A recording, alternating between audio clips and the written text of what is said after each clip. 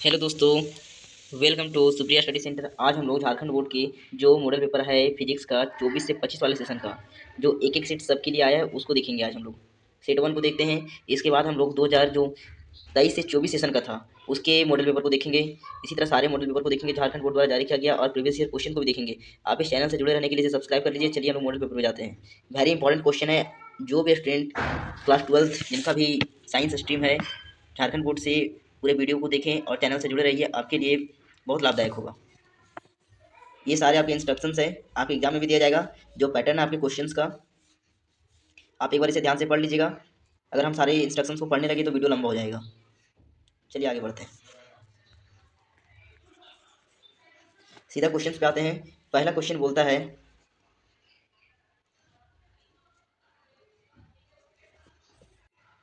When an electric dipole is placed in uniform electric field it experiences. Hindi में भी लिखा हुआ है, आप पढ़ लीजिए। जब एक विद्युत द्विध्रुव को एक समान विद्युत क्षेत्र में रखा जाता है तो यह अनुभव करता है। किसका अनुभव करता है? पहला ऑप्शन में दिया आपका नेट फोर्स का अनुभव करता है, दूसरा टॉर्क है, तीसरा both net force and torque है, और चौथा नेदर नेट फोर्स और नॉर टॉर्क है। तो इसका राइट आंसर हो जाएगा ऑप्शन नंबर बी, ये टॉर्क का अनुभव करता है। चलिए नेक्स्ट क्वेश्चन की ओर बढ़ते हैं। क्वेश्चन नंबर 2 कहता है two charge sphere are separated by a distance d. Exert a force F on each other. If charges are double and distance between them it's doubled, then the force is। पहला है F रहेगा, दूसरा हो जाएगा F/2, तीसरा F/4 और चौथा 4F। तो इसका राइट आंसर हो जाएगा ऑप्शन नंबर 1 F हो जाएगा। जब दो चार्ज स्फीयर सेपरेट करेगा डिस्टेंस d पर तो F फोर्स लगता है। चलिए नेक्स्ट क्वेश्चन की ओर बढ़ते हैं। क्वेश्चन नंबर 3 है the electrostatic potential on the perpendicular bisector due to the electric dipole is। इसका राइट आंसर हो जाएगा ऑप्शन नंबर ए, 0 रहता है। चलिए नेक्स्ट क्वेश्चन, क्वेश्चन नंबर 4 कहता है the capacity of the parallel plate capacitor increases when. तब इसका पहला ऑप्शन है area of the plate is decreased, दूसरा है area of plate in increase, और तीसरा distance between the plate increases. तो इसका राइट आंसर हो जाएगा option number B, area of the plate is increase. जब उसका प्लेट को इंक्रीज करेंगे तो उसका कैपेसिटर इंक्रीज कर जाएगा, कैपेसिटर का कैपेसिटी इंक्रीज कर जाएगा। चलिए नेक्स्ट क्वेश्चन को देखते हैं। Kirchhoff's of junctions rule is based on the conservation. ये तो आप पढ़े होंगे। जो किरचॉफ्स का संधि नियम है किसके संरक्षण पर आधारित है? तो इसका राइट आंसर हो जाएगा ऑप्शन नंबर 1 चार्ज। ये आपके क्वेश्चन के लिए 2 मार्क्स 3 मार्क्स के लिए बहुत इंपॉर्टेंट है किरचॉफ्स लॉ, इसको अच्छे से कर लीजिएगा। चलिए नेक्स्ट क्वेश्चन की ओर बढ़ते हैं। The resistivity of material of a conductor depend upon. किसी चालक के पदार्थ की प्रतिरोधकता निर्भर करती है, तो किस पे करती है? तो इसका राइट आंसर हो जाएगा ऑप्शन नंबर सी, टेम्परेचर पे डिपेंड करती है। नेक्स्ट क्वेश्चन की ओर बढ़ते हैं। नेक्स्ट क्वेश्चन है अ मूविंग चार्ज प्रोड्यूसेस। एक गतिमान चार्ज उत्पन्न करता है तो कौन करता है? पहला ऑप्शन है ओनली इलेक्ट्रिक फील्ड करता है, दूसरा मैग्नेटिक फील्ड करता है, और तीसरा इलेक्ट्रिक फील्ड और मैग्नेटिक फील्ड दोनों करता है। तो इसका राइट आंसर हो जाएगा option number C, electric field और मैग्नेटिक फील्ड दोनों करता है। अब नेक्स्ट क्वेश्चन की ओर बढ़ते हैं, question number 7।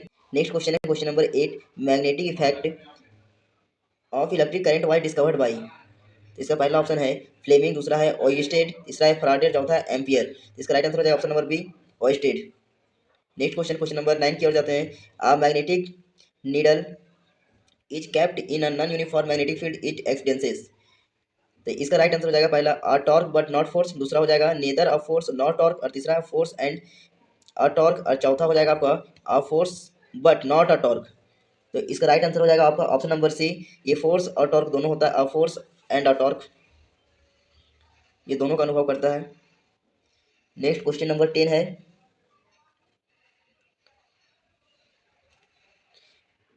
For which of the following is magnetic susceptibility negative. कब होता है? इसका पहला ऑप्शन दिया है पैरामैग्नेटिक एंड फेरोमैग्नेटिक मटेरियल, दूसरा होता है पैरामैग्नेटिक मटेरियल ओनली, तीसरा होता है फेरोमैग्नेटिक ओनली, और चौथा होता है डायमैग्नेटिक मटेरियल ओनली। इसका राइट आंसर हो जाएगा option number D, diamagnetic materials. Next question की ओर जाते हैं। क्वेश्चन नंबर 11 है Lenz law is accordance with. पहला ऑप्शन दिया है law of conservation of charge, दूसरा ऑप्शन है law of conservation of energy, तीसरा है law of conservation of mass, और चौथा है law of conservation of momentum. तो इसका राइट आंसर हो जाएगा ऑप्शन नंबर बी, होता है law of conservation of energy Lenz law में। नेक्स्ट क्वेश्चन नंबर 12 देखते हैं। Unit of the self inductance, पहला ऑप्शन है एम्पियर, दूसरा फ्राडे, तीसरा हेनरी, चौथा वेबर। तो इसका राइट आंसर हो जाएगा option number C, henry. Important question भी, इसको वीवीआई भी मार्क कर लीजिए आप।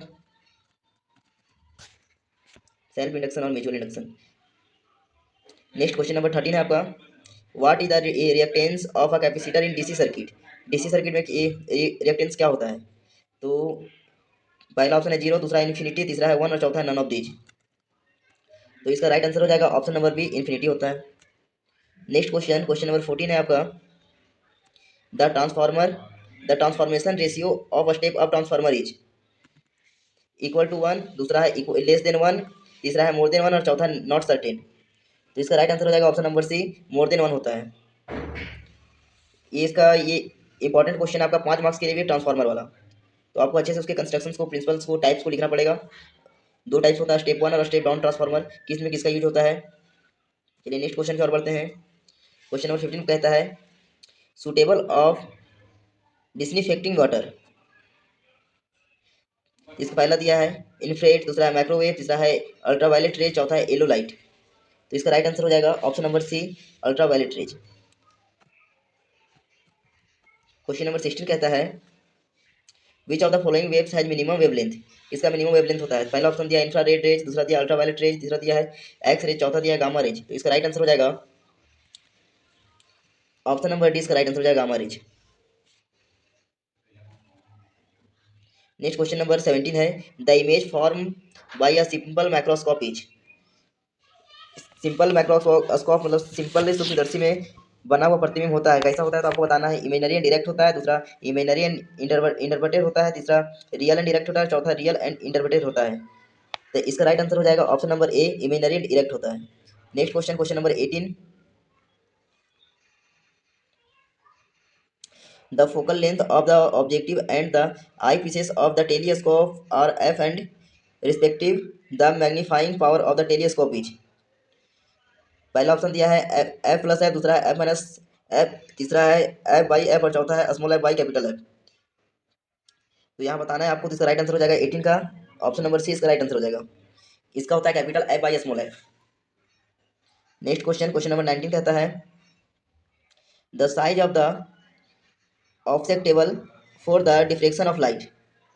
प्रकाश के वितरण के लिए अवरोधक का आकार होता है। तो इसका राइट आंसर हो जाएगा option number C, be of the order of the wavelength of light. Next question, question number 20 है the phenomenon by which of the nature light wave in transverse. पहला है इंटरफेरेंस, दूसरा है डिफ्लेक्शन, तीसरा है polarisation और चौथा है रिफ्लेक्शन। तो इसका राइट आंसर हो जाएगा option number C, polarisation. Next question, the dimension of Planck constant is.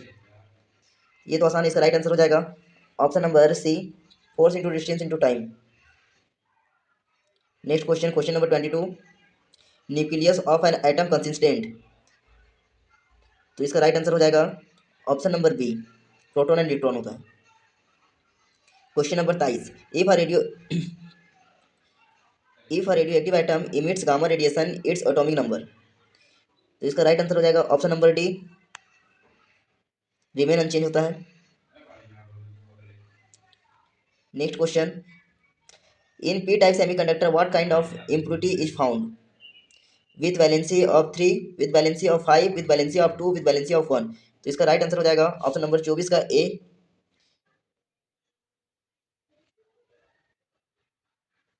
With valency of 3। Next question, question number 25 और इसका ये पहला सेट का लास्ट क्वेश्चन है, ऑब्जेक्टिव क्वेश्चन। हम लोग सब्जेक्टिव क्वेश्चन पे भी आएंगे। The depletion of layer of P N junction diode consistent. पहला ऑप्शन दिया इलेक्ट्रॉन्स ओनली, दूसरा दिया है हॉल्स ओनली, तीसरा है बोथ इलेक्ट्रॉन्स एंड हॉल्स और चौथा है neither electrons and nor holes. तो इसका राइट आंसर हो जाएगा option number D, neither electron and nor holes. आप मॉडर्न फिजिक्स को कर लीजिएगा। मॉडर्न फिजिक्स का अच्छा वेटेज रहता है क्लास 12 की फिजिक्स में। चैनल से जुड़े रहिए, धन्यवाद।